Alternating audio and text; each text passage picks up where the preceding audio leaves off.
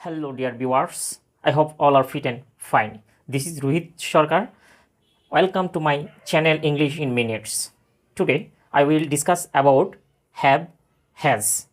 Okay, where to use person and have, has. Dear viewers, আমরা জানি person হচ্ছে তিন প্রকার। একটা হচ্ছে first person, second person, third person. একসাথে আমি দিয়েছি। তাহলে ফার্স্ট পার্সন আয়ের সাথে কী হবে? I have. আয়ের সাথে কী বসবে? I have. এখানে হ্যাভ বসবে। উইয়ের সাথে তাহলে কী বসবে? We have. এটাও এখানে বসবে। এখন বিষয়টা হচ্ছে এই দুইটার মধ্যে একটা হচ্ছে সিঙ্গুলার ভার্ব আর একটা হচ্ছে প্লুরাল ভার্ব।